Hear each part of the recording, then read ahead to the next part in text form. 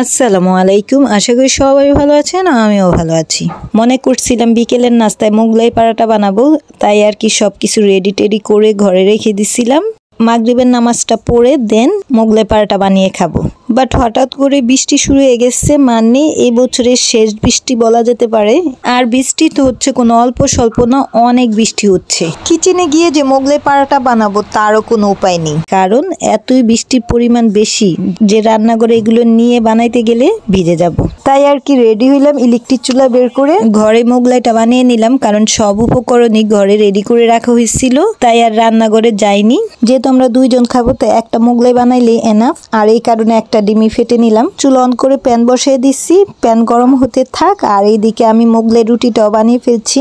আমার মনে হয় তুলনামূলকভাবে অন্যান্য বছর থেকে এবছর অনেক বেশি বৃষ্টি হচ্ছে, কারণ শীতকাল চলে আসছে, এখনো বৃষ্টি হচ্ছে। আর বৃষ্টি তো কোনো কম না, অনেক ভারী বৃষ্টি হচ্ছে। ভাগ্যিস সবগুলো উপকরণে আমি ঘরে রাখছিলাম, নয়তোবা এই বৃষ্টিতে ভিজে কিচেনে গিয়ে মোগলাই পরাটা বানিয়ে আমি কখনোই খেতাম না, কারণ বৃষ্টিতে আমি একেবারেই ভিজতে পারি না। বৃষ্টি আমি যতটা পছন্দ করি, ঠিক তেমনি বৃষ্টিতে ভেজা আমার ততটাই অপছন্দের। মানে বৃষ্টিতে ভেজা আমি একেবারেই পছন্দ করি না, যার কারণে বৃষ্টিতে ভেজা আমার একেবারেই পছন্দ না। এবছরই হঠাৎ একদিন মাথার মধ্যে একটু বৃষ্টির পানি পড়ছে, আর এই কারণে আমার এক সপ্তাহ জ্বরে ভুগতে হয়েছে। তাই আর কি বৃষ্টিতে ভেজা আমার একেবারেই পছন্দ না।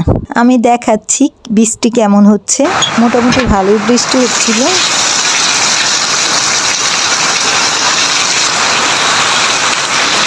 যদিও ভালোভাবে বোঝা যাচ্ছে না, বাট অনেক বৃষ্টি হচ্ছে।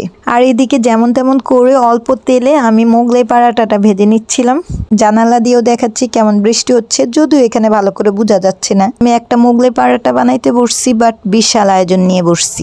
প্যানে তেল ঢালতে গিয়ে চুলার উপর অনেক তেল পড়ে গেছিল। যেহেতু রান্নাঘরে তেলের জার, তাই ওইখান থেকে আনাও পসিবল ছিল না বৃষ্টির মধ্যে, যার কারণে ঘরে 2 লিটারের তেলের বোতল ছিল, ওইটা নিয়ে মোগলাই পরাটা ভাজতে বসছিলাম। বাট ঢালতে গিয়ে ব্যালেন্স করতে পারিনি, যার কারণে অনেক তেল পড়ে গেছে। যাই হোক, আমার মোগলাই বানানো ডান। এখন আমার ভাবিকে আবার ফোন দিলাম, বললাম মোগলাই বানানো শেষ, আসো গরম গরম খাবো, না হলে ভালো লাগবে না। যেহেতু অনেক বৃষ্টি হচ্ছিল, তাই ওর রুমেই বৃষ্টির জন্য এখানে আসতেও পারছিল না।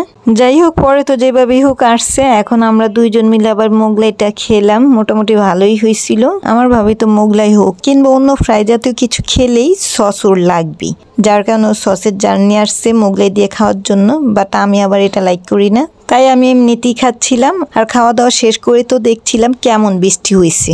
দেখি রাস্তায় অনেক পানি হয়ে গেছে, বাট আমাদের বাসায় কোনো পানি ছিল না, কারণ আমাদের উঠোনটা একটু উঁচু তো তাই। আজকের জন্য বিদায় নিচ্ছি। ভালো লাগলে আমাকে লাইক, শেয়ার, কমেন্ট, সাবস্ক্রাইব করে সাপোর্ট করবেন। ধন্যবাদ সবাইকে। আল্লাহ হাফেজ।